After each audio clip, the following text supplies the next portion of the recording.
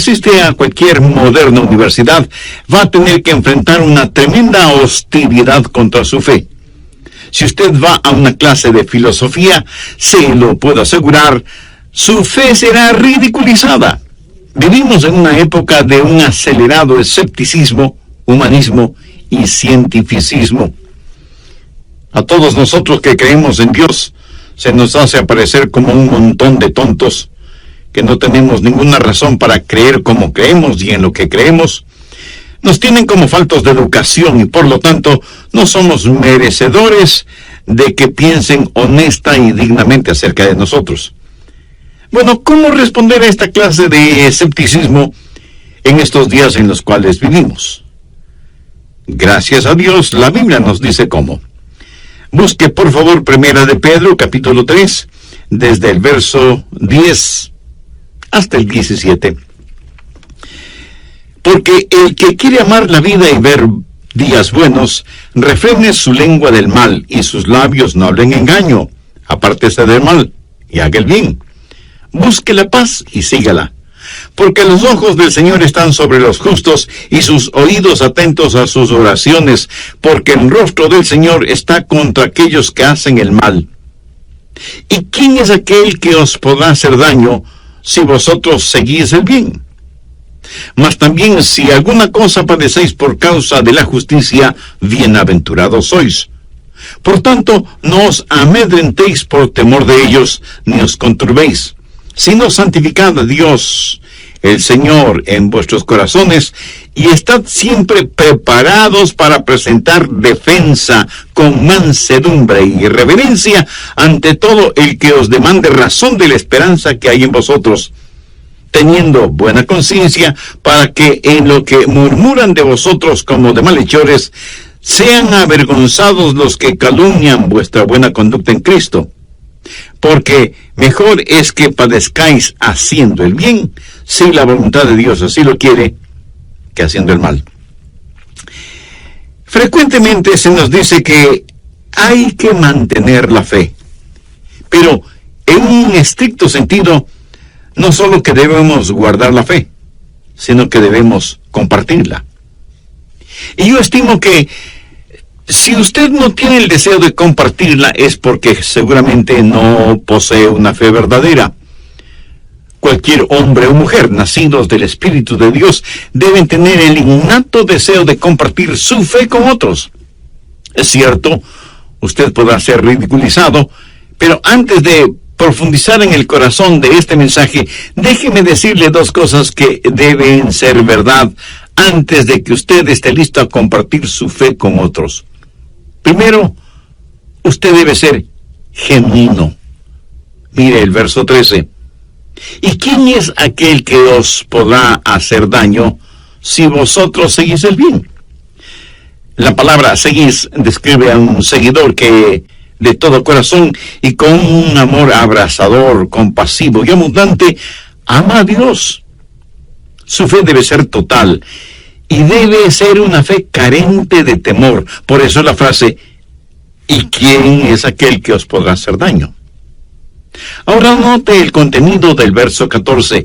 Mas también si alguna cosa padecéis por causa de la justicia, bienaventurados sois. Por tanto, no os amedrentéis por temor de ellos, ni os conturbéis. No deje que nadie le intimide porque usted es un creyente. Según este verso, ellos le pueden causar dolor, pero no le pueden hacer daño. Y un poco de dolor hasta puede ser beneficioso. Por lo tanto, no tenga temor de ellos. Tenga una fe firme, una fe valiente, y ponga a Jesucristo en el trono de su corazón. Mire lo que dice el verso 15. Sino santificad a Dios, el Señor, en vuestros corazones. El mundo no está esperando una nueva definición del Evangelio, sino primordialmente una nueva demostración del Evangelio. Si usted es un creyente cristiano, sea uno genuino y real, y esté listo. Vea lo que sigue diciendo en el verso 15. Y estad siempre preparados para presentar defensa con mansedumbre y reverencia ante todo el que os demande razón de la esperanza que hay en vosotros. Cuando la gente vea que usted es real, cuando vean algo en usted que no pueden explicar, le preguntarán por qué cree lo que cree y por qué actúa como actúa.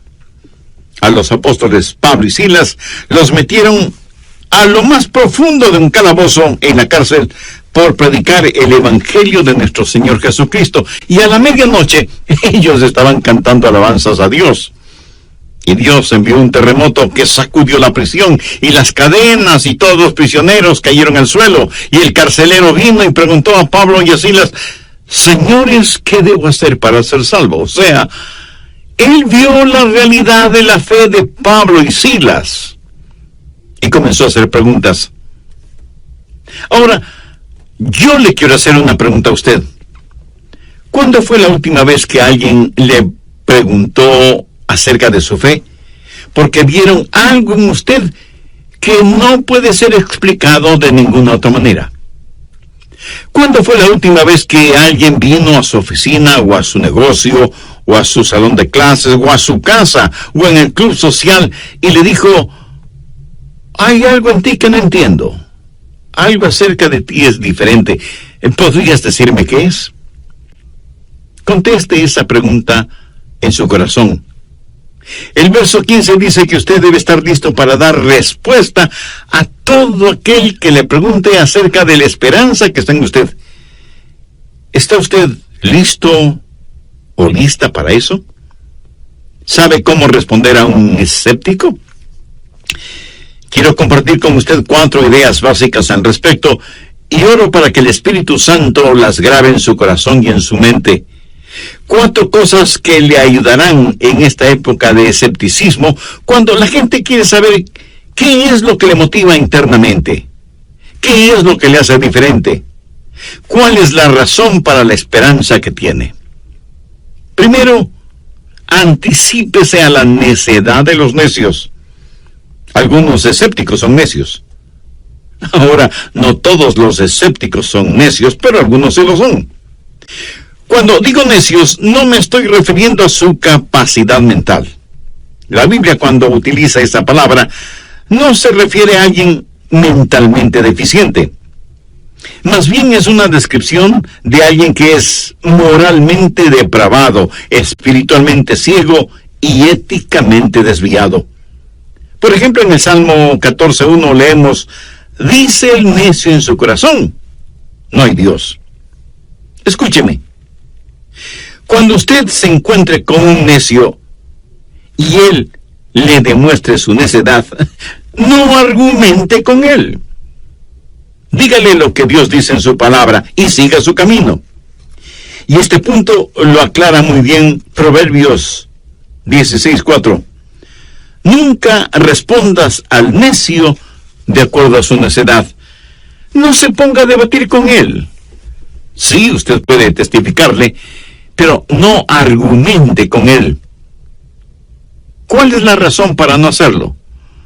La segunda parte del verso 4 dice: para que no seas tú también como él. Usted se sorprendería de saber cuánta gente quiere debatir conmigo, pero no me presto para eso. Si alguien quiere saber y quiere ser razonable, yo razonaré con esa persona. Pero tengo como filosofía el nunca argumentar con un necio, porque quienes están a nuestro alrededor a lo mejor no saben quién es quién. Así que nunca respondas al necio de acuerdo a su necedad, para que no seas tú también como él. El Señor Jesucristo prácticamente dijo la misma cosa, pero con palabras más duras. No deis lo santo a los perros, ni echéis vuestras perlas delante de los cerdos, no sea que las pisoteen y se vuelvan y os despedacen. Y en Mateo 10, los versos 14 y 15, cuando Jesús envió a sus discípulos para que testificaran, les dijo: y si alguno no os recibiere, ni oyere vuestras palabras, salid de aquella casa o ciudad, y sacudid el polvo de vuestros pies. De cierto os digo que en el día del juicio será más tolerable el castigo para la tierra de Sodoma y de Gomorra que para aquella ciudad. Así que no se rompa la cabeza ni gaste su tiempo y energía argumentando con una persona que es moralmente degenerada y que tiene gran hostilidad contra la verdad y que no tiene ningún interés en aprender. La Biblia habla de esta clase de personas. Veamos 1 de Pedro 3:16. Teniendo buena conciencia para que en lo que murmuran de vosotros como malhechores sean avergonzados los que calumnian vuestra buena conducta en Cristo. Es como si Dios dijera: esta es la clase de personas con las cuales no podrás llegar a hacer nada. Escuché de un hombre que le gustaba argumentar y que se acercó a un pastor y le dijo: pastor, yo nunca he visto un milagro, nunca he recibido una revelación, Dios nunca me ha hablado. ¿Qué sugiere usted que deba hacer? Y el pastor le dijo: bueno, le daré un experimento. La próxima vez que llueva torrencialmente, salga y párese en medio de la lluvia, mire hacia el cielo de donde cae la lluvia, y le prometo que recibirá una revelación. El hombre decidió que haría lo que el pastor le dijo, y cuando llovió torrencialmente, salió y miró hacia el cielo de donde caía la lluvia. Más tarde fue donde el pastor y le dijo: usted me dijo que tendría una revelación. Llovió, yo miré hacia el cielo, la lluvia corría por mi rostro y me empapó por dentro y por fuera de la ropa. Me sentí como un verdadero tonto. Y el pastor, sonriendo, le dijo: ¿no fue esa una verdadera revelación para usted? No debemos contestar a los necios de acuerdo a su necedad. Segundo, conozca los límites de la lógica. Verá, la lógica solo le puede llevar hasta cierto punto. Ahora, no hay nada malo en la lógica. De hecho, es una herramienta muy útil. Y cuando la Biblia dice que debemos estar preparados para dar una respuesta, la palabra utilizada para respuesta es la palabra raíz de apología, que significa tanto defensa como también exaltación. De ninguna manera significa dar o pedir disculpas. Significa razonar una respuesta, como sucede en los estrados de justicia. Dar, brindar, presentar una respuesta lógica, o sea, una respuesta que no deja ninguna sombra de duda. Rápidamente busque Isaías 1:18. Venid luego, dice Jehová, y estemos a cuentas. Esa es la invitación de Dios para que razonemos con Él. La lógica es una herramienta útil, pero usted debe aprender los límites de la lógica cuando trata con un escéptico y recordar al mismo tiempo que la lógica solo le puede llevar hasta cierto punto. Veamos si puedo ilustrar este punto. Supongamos que usted quiere viajar a Europa desde los Estados Unidos, y en su automóvil usted llega hasta uno de los muelles en la ciudad de Nueva York. Por supuesto que no hay ningún puente que cruce el océano Atlántico, así que usted deja su automóvil seguro en algún estacionamiento, compra un pasaje aéreo y en ese avión usted va hacia Europa. Ahora, su automóvil es excelente, pero solo lo pudo usar hasta cierto punto, y para llegar a su meta usted tiene que utilizar otro medio de transporte. La lógica es como eso. Es maravillosa, pero solo le puede llevar hasta cierto punto. Y cuando llega a un abismo que es demasiado ancho como para que pueda cubrir esa distancia con un formidable salto, entonces la fe debe volar. Pero no hay nada de malo en la lógica. Y Pedro dice que debemos estar preparados para dar razón, explicar a aquellos que nos pregunten acerca de nuestra fe. ¿Cuáles son las razones para creer en Dios, tal y como lo hacemos? Muchas. Por ejemplo, la creación. La creación es una excelente razón. Anote Romanos 1, versos 19 y 20. Porque lo que de Dios se conoce les es manifiesto, pues Dios se lo manifestó. Porque las cosas invisibles de Él, su eterno poder y deidad, se hacen claramente visibles desde la creación del mundo, siendo entendidas por medio de las cosas hechas, de modo que no tienen excusa. Todo, absolutamente todo lo que existe en el universo, tiene un sello que dice, hecho por Dios. Y la lógica nos dice que de la nada se produce. Existió un humanista, Carl Sagan, y este hombre, que no creyó en el Dios de la Biblia, ¿cómo explica la existencia del universo? Permítame citar lo que él escribió al respecto.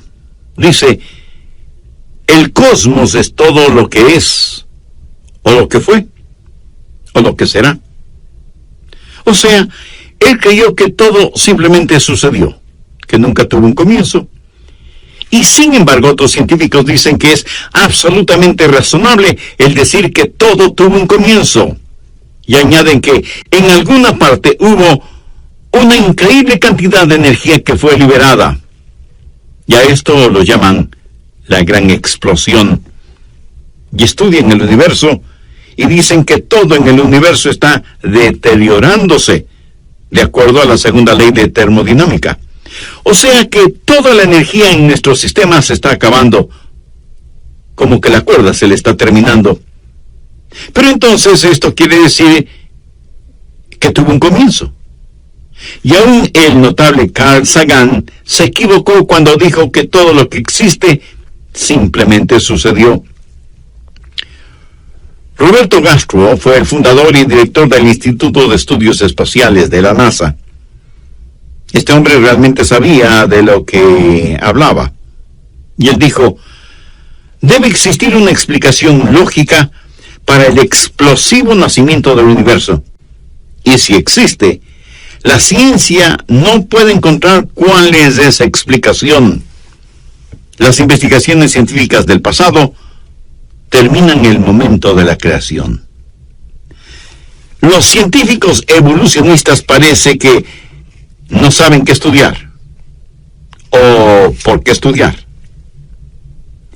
¿Está tomando notas de este estudio bíblico? Pues le felicito. Voy a detenerme en este punto para continuar estudiando este tema en el próximo programa. Ahora, el hecho de que haya estado hablando de algo relacionado con la ciencia, de ninguna manera me hace perder de vista las necesidades espirituales de los seres humanos. Es muy posible que muchos de ustedes, amigos oyentes, aunque tengan interés en la ciencia, también tienen profundas inquietudes espirituales. Por eso le pregunto, ¿ha recibido a Jesucristo como su Salvador y Señor? ¿Sabe que usted es un pecador, aunque sea un científico, y que necesite el perdón de Dios por medio de Jesús? Usted puede tener comunión íntima con Él ahora mismo si se arrepiente de sus pecados, le pide perdón y toma la decisión de permitir que Cristo controle y dirija su vida. Agradézcale al Señor Jesucristo por lo que Él hizo a favor suyo en la cruz del Calvario y pídale que le ayude a vivir una vida digna de Él. Si en la quietud de su corazón usted hizo esa decisión por el Señor Jesucristo y la hizo en forma seria y con fe, usted es desde este momento un hijo o una hija de Dios.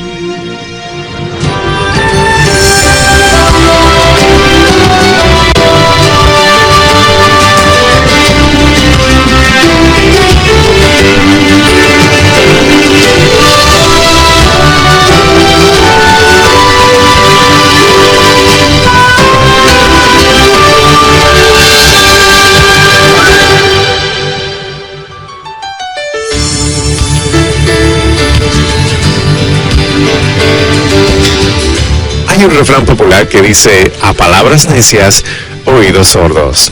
O sea que no hay que prestar atención a las increíbles necedades que oímos diariamente. Lo trágico y triste es que estas necedades se originan, por lo general, y aunque no exclusivamente, en el ámbito religioso.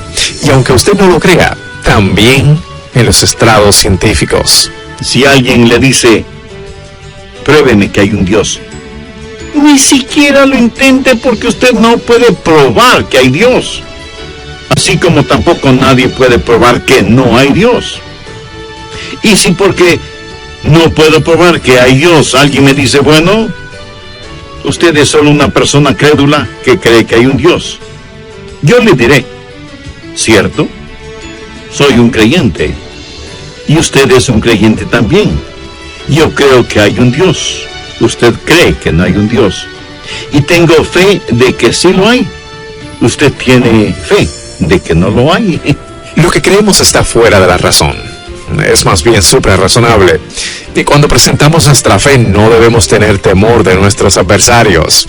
Sea osado y valiente al hablar de el amor que vale. El amor de nuestro Señor Jesucristo. Hoy el doctor Adrián Rogers, en la voz del pastor Lenín de Llanón, nos entrega la segunda parte de su estudio bíblico, ¿Cómo responder a un escéptico? La ciencia puede explicar eso, pero nunca sabe el por qué. La ciencia dice, todo esto está sucediendo, pero mi querido amigo, Dios es el por qué. Y Dios es lo que el científico no puede explicar. Y como no lo puede comprender ni explicar, simplemente lo niega. El argumento a favor de Dios proviene sencillamente de la creación. Otro argumento a favor de Dios es el diseño. No solo que tenemos una creación, sino que tenemos una infinitamente compleja creación. Y cuando usted tiene cualquier tipo de diseño, la lógica dice que si hay un diseño, debe haber un diseñador. Lógico, ¿verdad? Por ejemplo, hablemos de la casa en que usted vive. ¿Cree usted que esa construcción surgió así como así? ¿O cree que intervino un arquitecto? Lo más seguro es que un arquitecto diseñó su casa. Cuando usted compra un reloj de cualquier marca o modelo, ¿diría que ese reloj simplemente apareció? ¿O que hubo alguien que diseñó y fabricó ese reloj? Y cuando usted observa una hermosa pintura al óleo, usted de inmediato quiere saber el nombre del artista pintor. Y si esta creación universal tiene un diseño, no tengo que ser súper inteligente para saber que debe haber un diseñador. Y mientras más complejo es el diseño, más importancia adquiere el diseñador. Y entonces entendemos que Dios es un Dios todopoderoso, porque Él diseñó todo cuanto existe en el universo. Es interesante el ver los esfuerzos que hacen algunos hombres para no creer en lo que es tan obvio. Hace unos 10 o 15 años atrás, leí en un periódico lo siguiente: los científicos han creado la vida en un laboratorio. Y aunque yo no creí eso, pensé que no estaría por demás de leer el artículo, que estaba escrito desde un punto de vista humanístico, lo cual significa que sus promotores piensan que Dios ya no es necesario porque ahora hemos creado la vida en un laboratorio.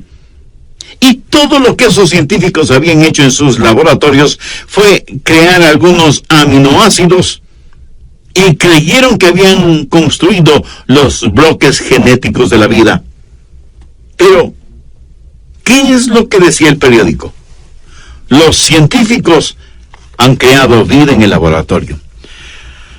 Ahora, supongamos que mi papá es un maestro constructor y él puede construir hermosas casas, modernos edificios e imponentes rascacielos. Suponga que yo estudio lo que mi padre ha hecho y observo muy atentamente todo lo que él hace. Veo sus técnicas, sus métodos, y luego yo tomo sus materiales, sus herramientas, sus planos y diseños y construyo un endeble gallinero. Y cuando he terminado de construirlo con los materiales, con las herramientas y con los planes de mi papá, exclamo: Miren este gallinero. Eso es prueba de que mi papá no existe. Qué ridículo, ¿no le parece? Bueno, eso es exactamente lo que los científicos...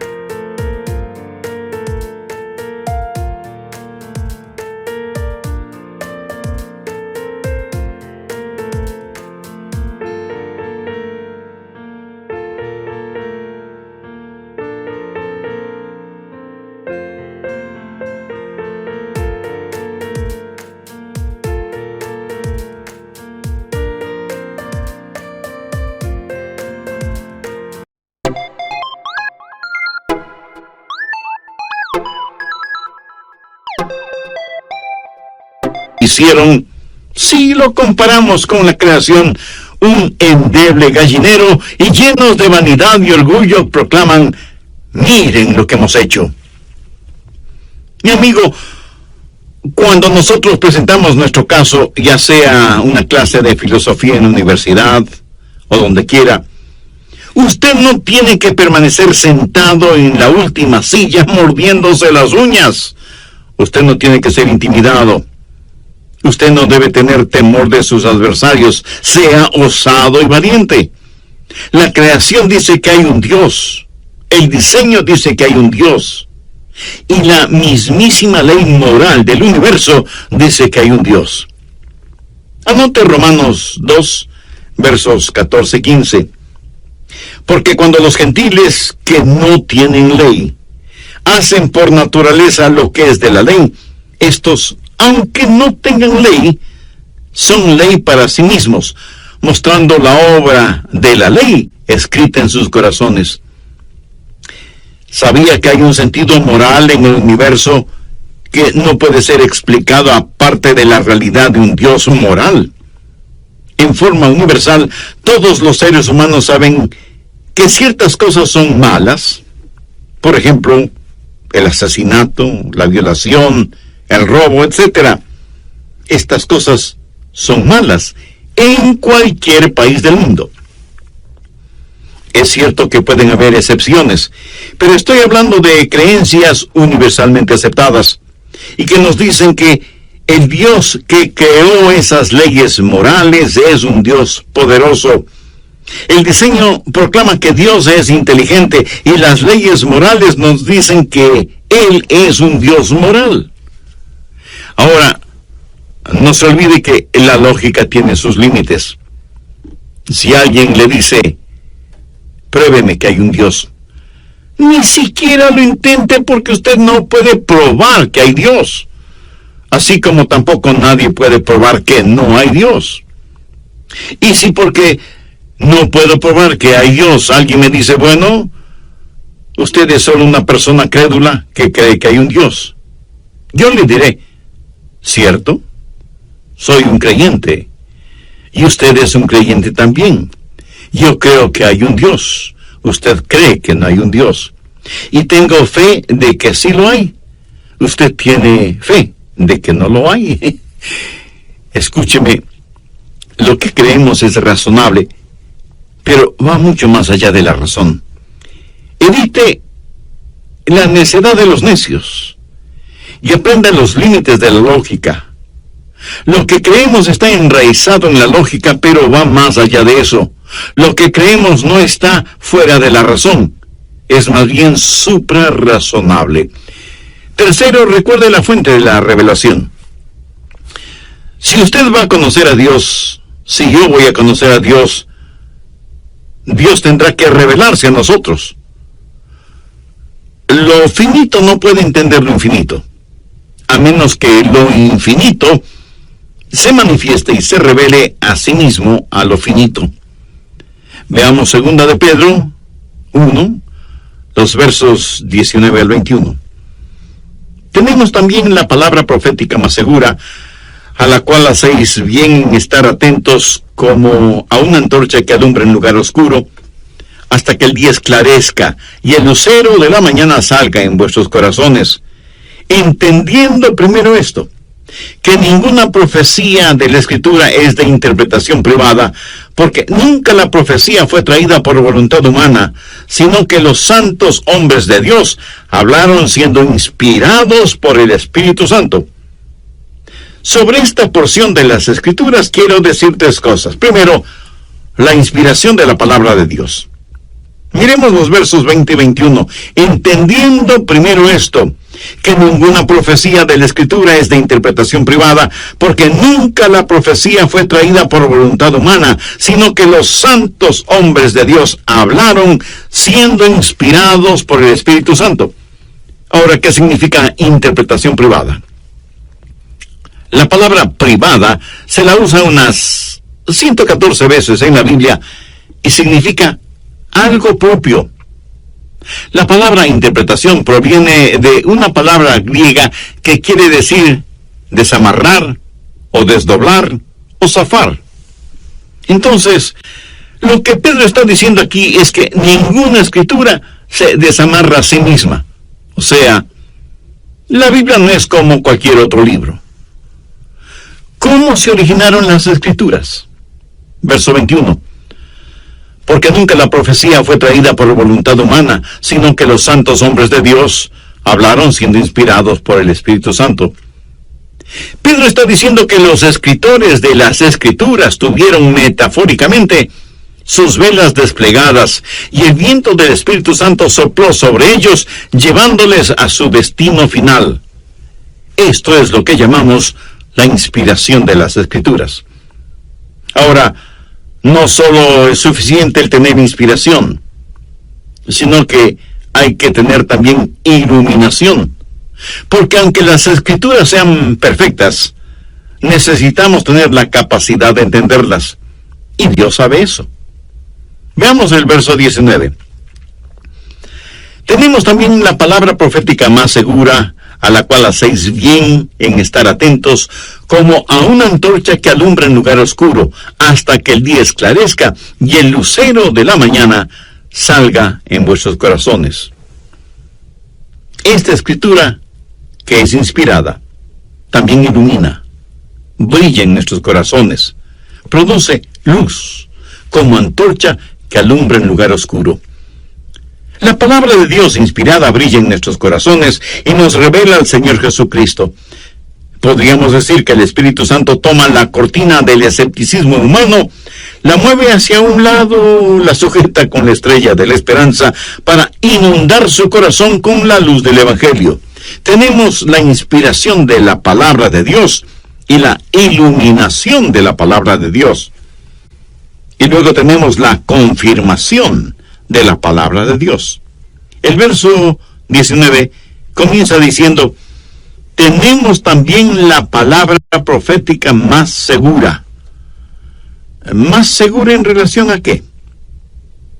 Simón Pedro había estado hablando de lo que él vio en el monte de la transfiguración. Y lo que el apóstol está diciendo es: tengo algo mucho más seguro de lo que vi y de lo que oí. Es la palabra de Dios. El poder confirmador de la palabra de Dios. Amigo, usted no cree porque ha visto milagros, ni porque ha tenido experiencias espirituales, ni porque alguien le ha probado algo. Dios mismo se ha revelado en su palabra. Y eso es lo que necesita decirle a una persona escéptica, que la Biblia es la palabra de Dios. Hay una inspiración de la palabra de Dios, la iluminación de la palabra de Dios y la confirmación de la palabra de Dios. Así que cuando esté frente a un escéptico, no se olvide que hay poder en la palabra de Dios. Y usted me dice: pero pastor, él no cree en la Biblia. Bien. Supongamos que un ladrón entra en su casa una noche y usted tiene un revólver y le apunta. Y el ladrón le dice: No creo que ese revólver sea de verdad. ¿Qué es lo que usted haría? Dispara. Sí, tiene que hacerlo. ¿Qué si lo que usted tiene es una espada? Y el ladrón le dice, no creo que sea una verdadera espada. Eso no le detendrá a usted para que la use, ¿verdad? Lo que trato de decir es que la Biblia tiene poder, sea que alguien crea en ella o no. Usted debe usar la palabra de Dios. Yo he visto a muchos escépticos quebrantados por la palabra de Dios. Veamos lo que dice Jeremías 23:29. ¿No es mi palabra como fuego, dice Jehová, y como un martillo que quebranta la piedra? La palabra de Dios es como una espada de dos filos, o corta para salvación, o corta para condenación. Así que tenga cuidado de cómo maneja esa.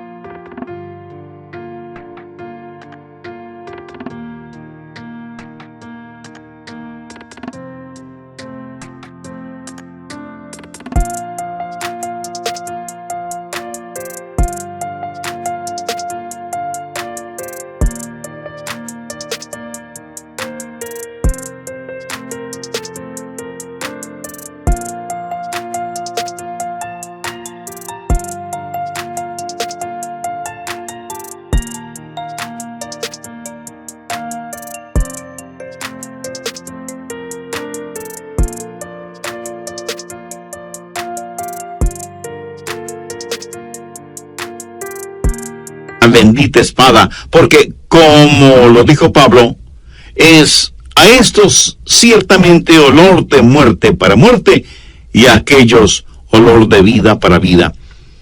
Entonces, evite la necedad de los necios, aprenda los límites de la lógica y no se olvide de los recursos de la revelación.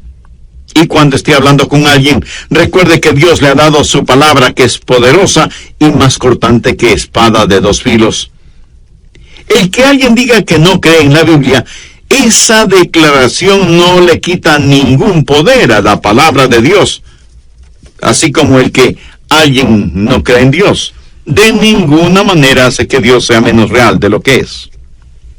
Cuarto, fortifique la fuerza de la fe. Primera de Pedro 3:15.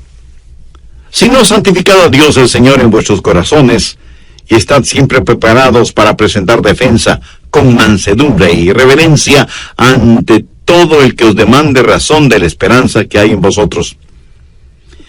Permítame citar una vez más las palabras del Dr. Vance Havner. Un cristiano con un testimonio resplandeciente vale más que una biblioteca llena de argumentos. La esperanza que está en nosotros. Fortifique su fe. Recuerdo que una vez, para la comida del Día de Acción de Gracias, mi esposa preparó una riquísima torta de calabazas, usando calabazas naturales. Nada de ingredientes enlatados. Yo me serví una porción y luego una segunda porción. Estaba tan rico. Ahora, suponga que alguien hubiera venido a mí y me hubiera dicho: Adrián, yo no creo en las calabazas, mucho menos en las tortas de calabazas. Pero mientras esa persona dice eso, yo estoy saboreando la torta de calabazas. Así que usted me puede estar diciendo que no cree en las calabazas ni en las tortas de calabazas, pero eso no me importa, porque yo tengo el testimonio de las calabazas dentro de mí. La Biblia dice: probad y ved cuán bueno es el Señor. ¿Cómo contestar a un escéptico? Evite la necedad de los necios, aprenda los límites de la lógica, confíe en los recursos de la revelación y fortifique la fuerza de la fe. Deje que Jesús sea real para usted. Santifique a Dios en su corazón y esté siempre listo a dar una respuesta razonada de la esperanza que está en usted. Pero hágalo con mansedumbre y reverencia. No asuma la actitud de un pavo real espiritual. Necesitamos mantener nuestras cabezas erguidas en esta época